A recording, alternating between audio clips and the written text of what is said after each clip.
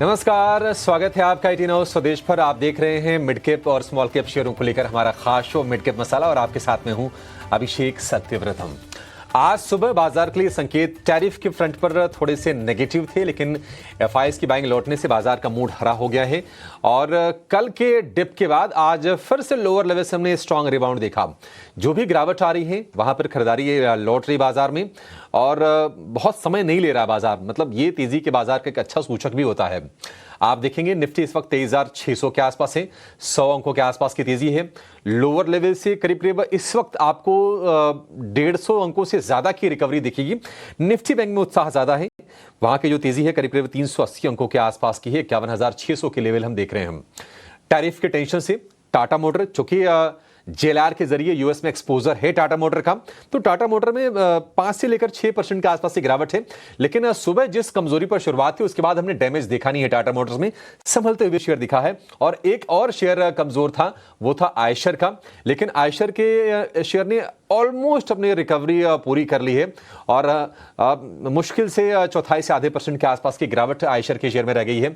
उन्होंने अपनी 650 सीसी वाली एक बाइक भी लॉन्च की है, इसके बारे में आगे हम चर्चा करेंगे। लेकिन मिड कैप के बारे में और स्मॉल कैप को लेकर आपको आगे हम गाइड करेंगे, उस पर भी आपकी रणनीति बनाएंगे। मिड कैप के ट्रेड्स लेंगे एक्सपर्ट्स को जोड़कर, लेकिन पहले ये देख लेते हैं कि मिड कैप का जो मेगा एक्शन है उससे संकेत क्या मिल रहे हैं। कुछ शेयर्स लेकर आएंगे जहां पर आज तेज उठापटक या उछाल या गिरावट हो रही है। जेबी केमिकल्स पहली तस्वीर में आपको दिखेगी, ब्लॉक डील एक हुई है जेबी केमिकल में और 6% शेयर ये आज टूटा है। और वजह यह है कि एक बड़े निवेशक केकेआर ने 6.5% अपनी हिस्सेदारी इसमें डाइल्यूट की है, बेच दी है, उसके चलते ये प्रेशर आई है। बीएसई आज वायदा में सबसे ज्यादा चढ़ने वाला ये शेयर है, 3.5% के आसपास की तेजी है। दरअसल कंपनी 30 मार्च को बोनस शेयर पर विचार करेगी। बीएसई में जितनी आज तेजी हो रही है, कल उतना ही शेयर ही गिरा था, तो कल की जो गिरावट है उसकी पूरी की पूरी भरपाई हो गई है अब बीएसई के स्टॉक में। एनबीसीसी बड़ा कॉन्ट्रैक्ट इनको मिला है और इस बड़े कॉन्ट्रैक्ट के चलते हम देख रहे हैं कि ये जो शेयर है करीब 3% ऊपर कारोबार कर रहा है। ज्यादा तेजी बनी नहीं, इससे ज्यादा की तेजी होनी चाहिए थी। 25,000 करोड़ रुपए का कॉन्ट्रैक्ट इनको मिला है। हालांकि ये अगर आप देखेंगे तो अगले 5-6 साल के लिए है, तो उस हिसाब से हर साल के हिसाब से देखेंगे तो 5,000 करोड़ रुपए के आसपास की वैल्यू बन रही है और बावजूद उसके 2-3% के आसपास की तेजी बन रही है एनबीसीसी में। इन पर आगे हम चर्चा करेंगे, लेकिन चलिए अपने एक्सपर्ट को जोड़ लेते हैं और ये समझते हैं कि आपकी रणनीति बाजार में आज क्या होनी चाहिए। निश्चित तौर पर बाजार में ये साफ दिख रहा है कि बाइंग ऑन डिप्स हो रही है। कल हमने देखा था कि निफ्टी ने 23,500 के नीचे की क्लोजिंग दी थी, लेकिन आज अच्छी खरीदारी हो रही है। हमारे साथ जुड़ गए हैं कोटक सिक्योरिटीज के श्रीकांत चौहान। श्रीकांत जी, बहुत शुक्रिया आपका समय देने के लिए। स्वागत है आपका 18 स्वदेश पर। चलिए शो की शुरुआत कर लेते हैं। इंडेक्स का पहले व्यू लेते हैं कि अगले 3 घंटे में करना क्या है, उसके बाद हम शेयरों पर चर्चा करेंगे।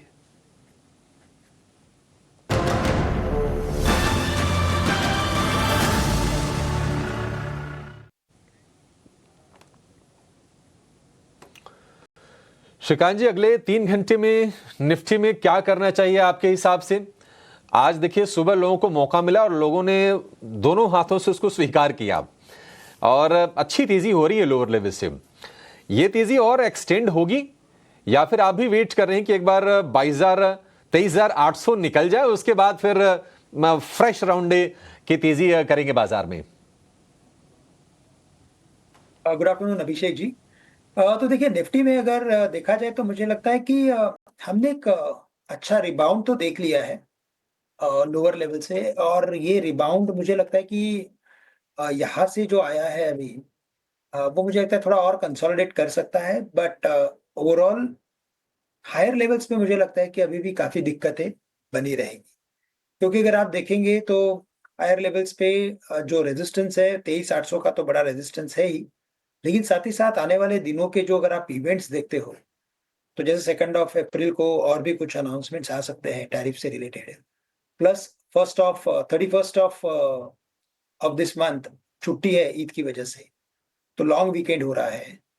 तो इसी वजह से मुझे लगता है कि मार्केट जो है वो एक रेंज के अंदर ट्रेड करते हुए नज़र आएगा। लेकिन हाँ, मैं ये कहूँगा कि पिछले 2 दिनों में, यानी कि कल और परसों का अगर आप ट्रेंड देखें तो थोड़ी-सी प्रॉफिट बुकिंग थी। आज थोड़ा-सा एक वापस बाइंग सपोर्ट मिला है। तो हम वापस से एक बार 23,750 23,800 तक जा सकते हैं। करंट लेवल से हमारी स्ट्रैटेजी यही रहेगी कि एक बार कुछ अ, जैसे अभी ऑलरेडी करेक्ट हो चुका है मार्केट, तो इन लेवल्स पे कुछ लॉन्ग की पोज़ीशंस बनाई जा सकती है और जो हमें स्टॉप लॉस रखना है, वो हम स्टॉप लॉस रखेंगे एट 23,450 का, 450 का स्टॉप लॉस रखना ज़रूरी है। क्योंकि आज एक्सपायरी है, मंथली एक्सपायरी है, तो मार्केट थोड़ा वॉलेटाइल होगा, तो 500 का लेवल ब्रीच भी हो सकता है। इसी वजह से 23,450 का स्टॉप लॉस रखें और हमें लगता है कि वापस से निफ्टी रिबाउंड होके एक बार 23,750 23,800 तक आ सकता है। तो एक ये स्ट्रैटेजी निफ्टी के ऊपर बनी हुई है और वैसे हमें ट्रेड करना है। बट हायर लेवल्स पे मैं यही कहूँगा कि 23,800 का लेवल अगर शायद आज या मे बी आने वाले 1 या 2 दिन में देखने मिले, तो वहाँ पे कुछ मुनाफ़ा वसूल करें या तो अपने पास जो अपने पोर्टफोलियो में जो वीक स्टॉक्स पड़े हुए हैं, उन वीक स्टॉक्स को, कमज़ोर स्टॉक्स को आप उन लेवल्स पे कुछ कम करके चल सकते हैं, कुछ पोज़ीशन को रिड्यूस करना काफ़ी ज़रूरी है। ये अच्छी रणनीति और आज के बाजार में भी ये देखिए आपके पास लॉन्ग के मौके हैं।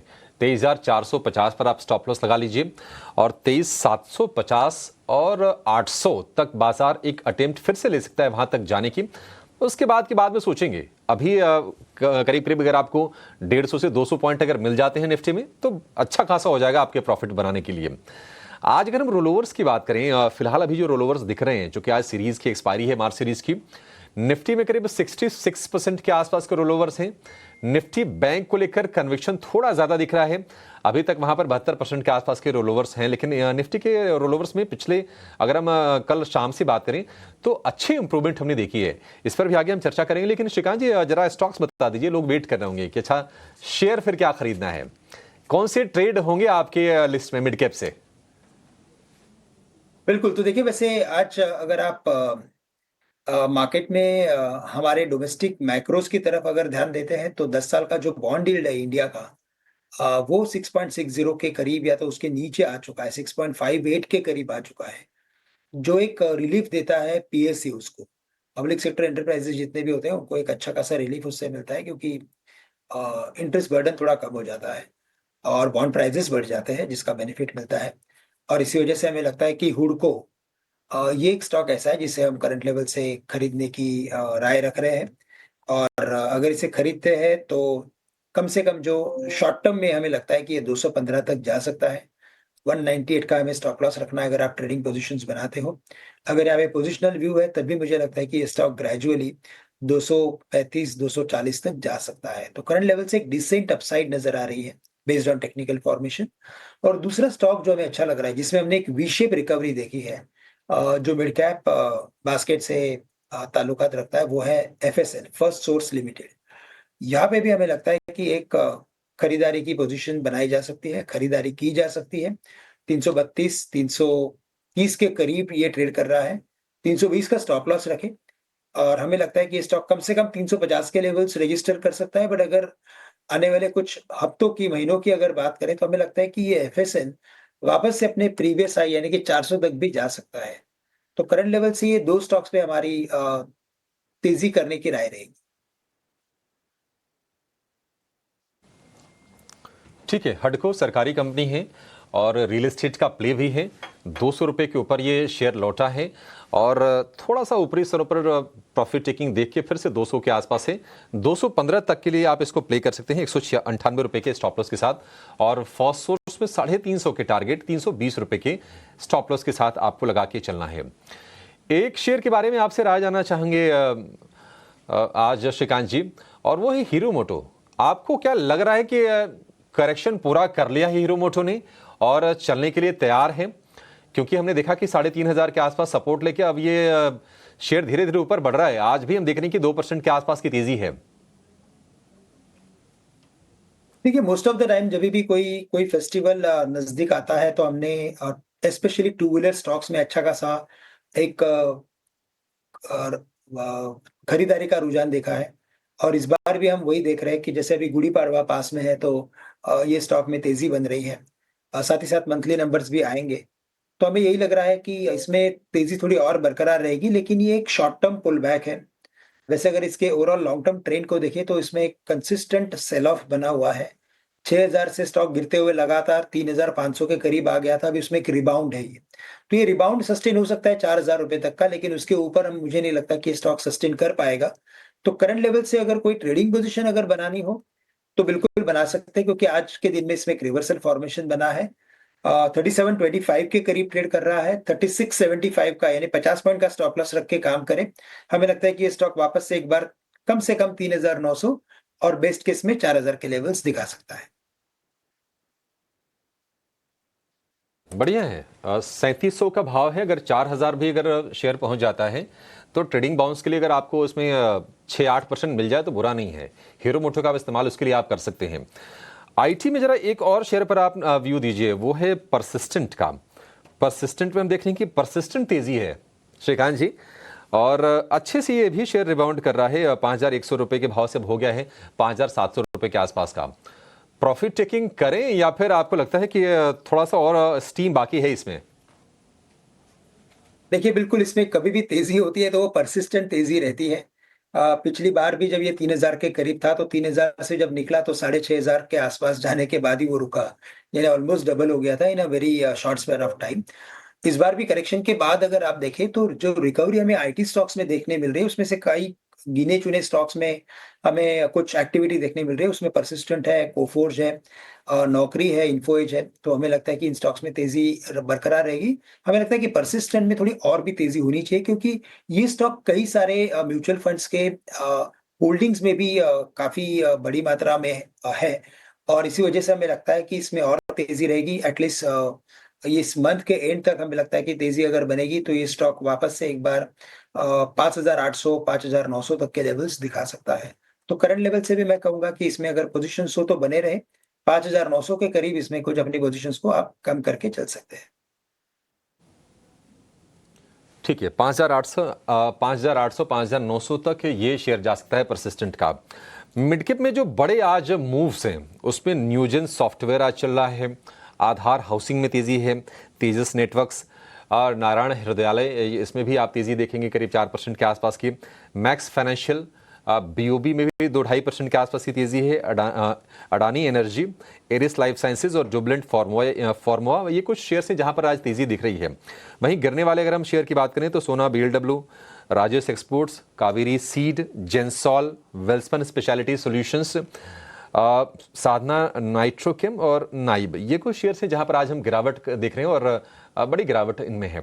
इनमें से कहीं आपको ट्रेड लेना है नहीं लेना है, इसका जवाब एक छोटे से ब्रेक के बाद जानेंगे। और जोमेटो पर जो कि निफ्टी का हिस्सा हो गया है, उसको लेकर भी एक बहुत ही इंटरेस्टिंग रिसर्च स्ट्रेंथ को बरकरार रखने की कोशिश कर रहा है। निफ्टी की जो तेजी है वो है करीब 100 अंकों के आसपास की, और निफ्टी बैंक है 400 अंक ऊपर।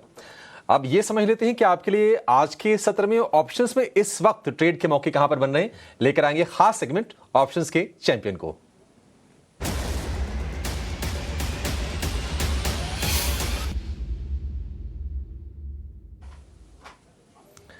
5 पैसा कैपिटल के सचिन गुप्ता हमारे साथ हैं। सचिन जी, बहुत शुक्रिया आपका समय देने के लिए। बताइए कहां पर आपको ट्रेड के बढ़िया मौके दिख रहे हैं, पैसे कहां बनेंगे?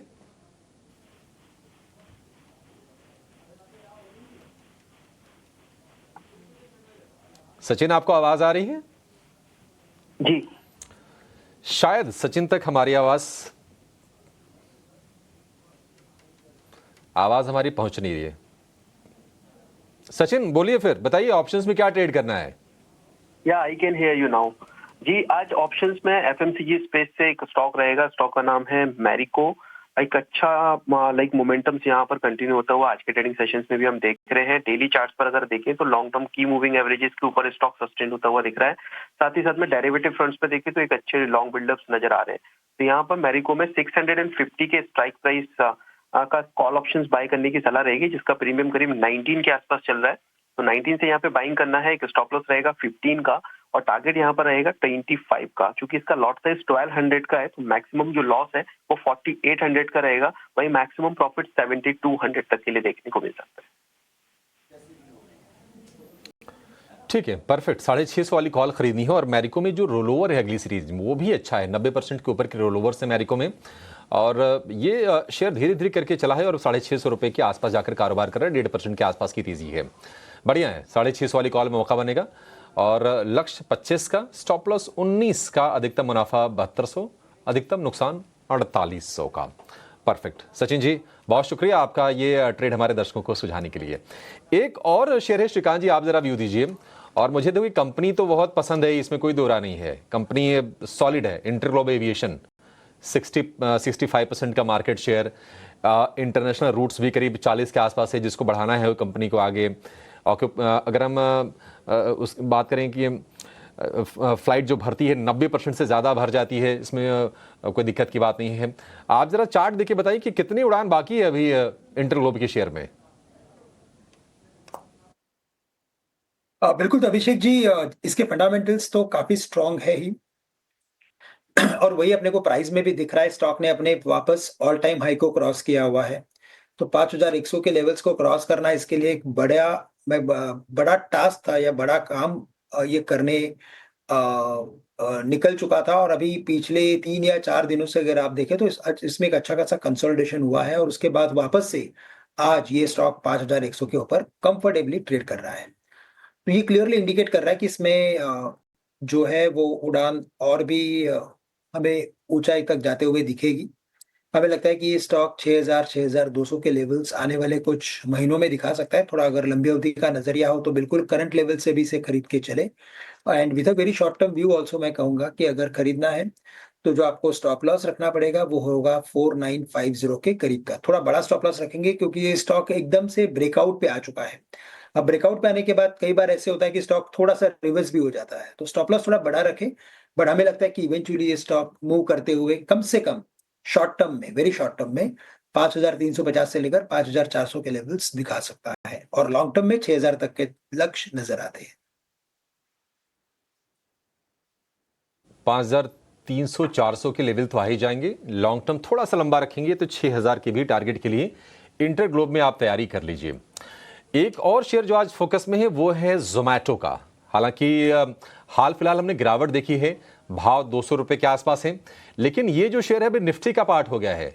4 साल पहले करीब ये शेयर लिस्ट हुआ और अभी निफ्टी का नया नायक बनने वाला है। कुछ इंटरेस्टिंग फैक्ट्स लेकर हमारे सहयोगी शरद दुबे हमारे साथ जुड़ गए हैं जोमैटो को लेकर। शरद, निफ्टी का नया नायक, जरा बताइए इसके बारे में, कंपनी के सफर के बारे में जरा बताइए कि किस तरह का सफर रहा है इसका। जी बिल्कुल, कंपनी की सफ़र के बारे में तो मैं ज़रूर बताऊंगा, लेकिन एक चीज़ मैं बता देता हूँ। निफ्टी इंडेक्स में जो थे ओल्ड इकोनॉमी के स्टॉक्स है, ये शायद ये पहला स्टॉक रहेगा ऑफकोर्स जियो फाइनेंशियल के साथ इंक्लूड करके कि दोनों ही जो है न्यू इकोनॉमी स्टॉक्स निफ्टी में आ रहे हैं, यानी कि कॉम्पोजिशन चेंज हो रहा है। लेकिन जोमैटो की क्या जर्नी रही है वो मैं बताता हूँ। और आज जो है दिन के एंड ऑफ द ट्रेड में निफ्टी इंडेक्स में भी आने वाला है। लिस्टिंग जो थी 4 साल पहले लगभग हुई थी जुलाई 2021 में। इशू प्राइस देखे तो 76 रुपीज़ पर शेयर था, लेकिन लिस्टिंग देखे तो एक बम्पर लिस्टिंग आई थी 115 रुपये प्रति शेयर की। करंट मार्केट प्राइस जो है, करेक्शंस आए हैं, थोड़े डाउनग्रेड्स आए हैं ब्रोकरेजेस से, तो वो लगभग 205 रुपये पे अभी चल रहा है। मौजूदा मार्केट कैप लगभग 2 लाख करोड़ रुपए का है।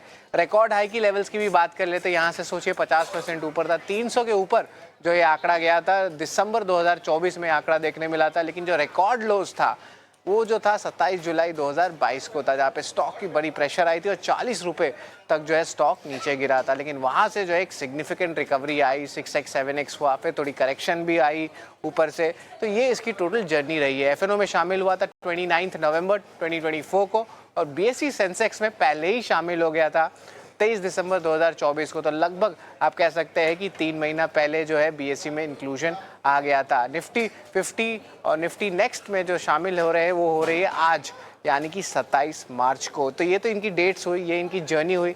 लेकिन कुछ अहम ट्रिगर्स हैं, कुछ प्रॉब्लम्स है जो स्टॉक को जो है इम्पैक्ट करता है। सितंबर 2023 से पहली बार कारोबारी में जो मुनाफा आए, जो पाथ टू प्रॉफिटेबिलिटी होता है न्यू एज कंपनीज के लिए, वो आंकड़ा का मैं बात कर रहा हूँ। इसके अलावा सेक्टर की कंपनी के जो है टॉप पर है, इनकी जो स्विगी है, इनके जो पेयर उनको हर ऑपरेशनल पैरामीटर में अभी बीट कर रहे हैं और प्रॉफिटेबिलिटी के पैरामीटर में भी जोमैटो स्विगी को बीट कर रहा है। अलग अलग प्लेटफॉर्म से कई सर्विसेज देते हैं, ये सिर्फ फूड डिलीवरी बिजनेस में नहीं है, क्विक कॉमर्स में भी है और अब एक डिस्ट्रिक्ट भी खोला है इन्होंने। और इसके अलावा जो है याद रखिए, फूड डिलीवरी बिजनेस में मार्जिन और मुनाफा बेहतर है। ब्लिंकिट का दिसंबर 2025 तक जो है याद रखिए 2000 स्टोर का लक्ष्य है, जो आप डार्क स्टोर्स कहते हैं उसको लेके। तो इस पे पॉजिटिव नज़रिया बनता है और कंपनी की ग्रोथ और बैलेंस शीट अभी भी मजबूत है, कैश लेवल्स बहुत स्ट्रांग है। लेकिन हाँ, कंसर्न होता है जब आप एक्सपेंशन करते क्विक कॉमर्स में, यही ब्रोकरेजेस की थोड़ी सी प्रॉब्लम ज़रूर है और उन्होंने कॉशन भी किया हाल ही में। तो ये है आपका जोमेटो का पूरा स्टोरी और ये जो है निफ्टी का एक नया नायक बन रहा है। ठीक है शरद, बहुत शुक्रिया ये इंटरेस्टिंग फैक्ट्स लेकर आने के लिए। उम्मीद करेंगे कि ये नया नायक नायक जैसा बिहेव भी करे, लोगों को पैसे कमा कर भी दे। 200 रुपए का भाव है, 300 रुपए के आसपास के हमने लेवल देखे हैं। कब तक जाएगा ये देखने वाली चीज होगी। कंपटीशन ज्यादा है और मार्जिन पर भी प्रेशर की आशंका जाहिर की जा रही है। चलिए इसी के साथ इस शो को यहाँ पर समाप्त करेंगे। श्रीकांत जी आपका बहुत शुक्रिया आज हमारे साथ जुड़ने के लिए और तमाम शेयरों पर अपना व्यू हमसे साझा करने के लिए। एक